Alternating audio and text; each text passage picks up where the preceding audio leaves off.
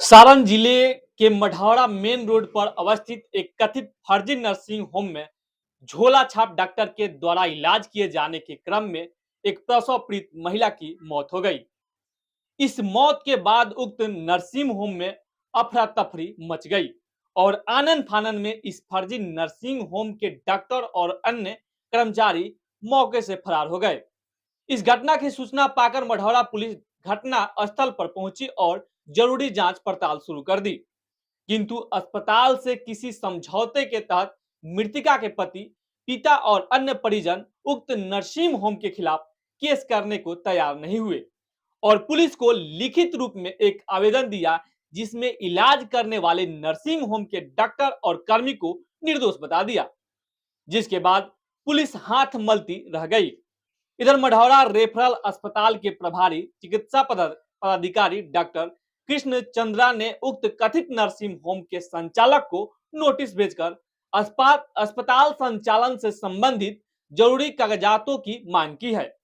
और मांगे गए कागजातों को समय पर नहीं देने के बाद कानूनी कार्रवाई करने की चेतावनी भी दे डाली है। इस घटना के संबंध में बताया जाता है कि गुरुवार उल्हनपुर निवासी प्रमोद कुमार शाह की पत्नी चंदा देवी प्रसव के लिए मढ़ौरा रेफरल अस्पताल में आई थी,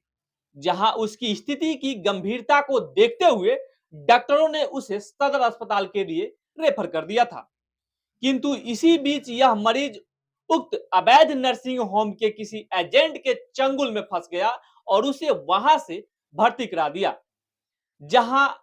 उसने गुरुवार की देर रात एक पुत्री को जन्म तो दिया, किंतु इस दौरान चंदा देवी की जान चली गई। इसके बाद चारों तरफ अफरा तफरी मच गई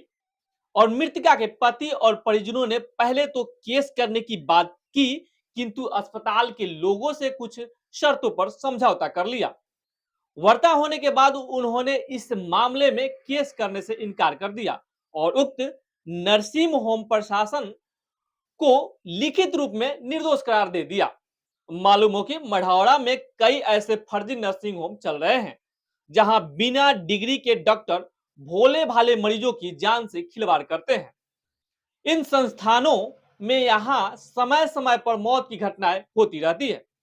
मढ़ौरा से न्यूज फॉर बिहार के लिए नंदू कुमार की रिपोर्ट।